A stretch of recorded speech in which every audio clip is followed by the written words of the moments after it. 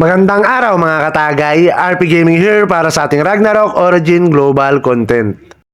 Sa video na to ay konting tricks lang kung paano nga ba natin pwedeng counterin ang Biochemist na hindi gumagamit ng Golem card at Gornotus card. Pero bago ang lahat, intro muna! Let's go.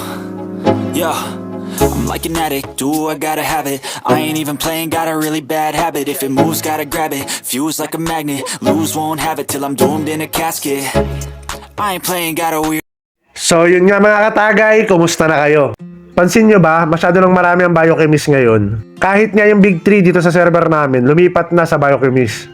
Nakakabwisit naman talagang kalaban yan. Babasagan ka ng item, kahit sabihin mong makunat ka, manlalambot ka dyan.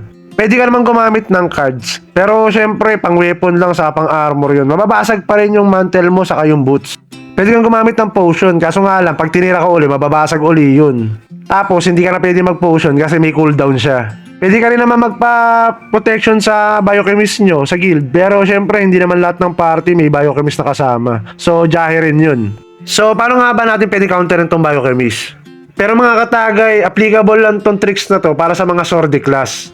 Kasi kailangan natin ito. Itong range endure.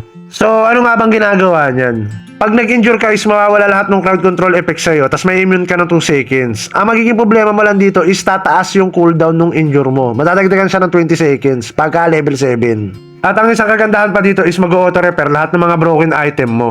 Baka may magtanong dyan, sige, pagpalagay na natin na kaya niyang i-repair lahat ng item. Pero syempre, ang haba na ng cooldown ng injure mo. Siguro mga 30 seconds na yan. Pag binato ka uli ng Biochemist, basag uli yun. Oo naman, mababasag talaga uli yun. Pero syempre, dito naman papasok yung ating headgear.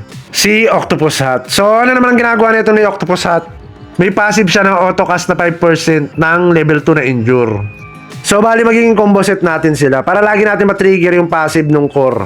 So, tara, subukan na natin. Shoutout pala uli kay Boss Lurpy kasi inantay ko pa talaga siyang mag-online para maipakita ko lang sa inyo.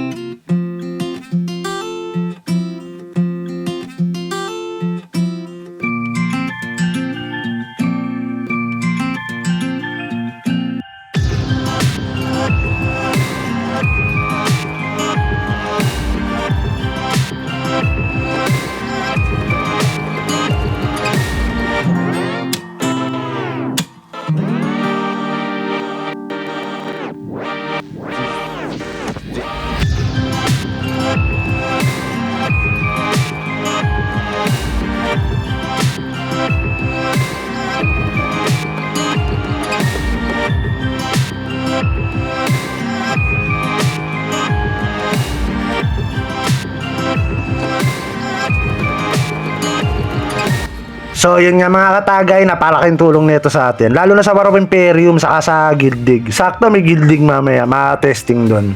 Nagtatank build lang din kasi naman ako pagka sa mga guild event. So, ayun lang, kukuha lang ako ng mga damage nung kalaban, tapos out na.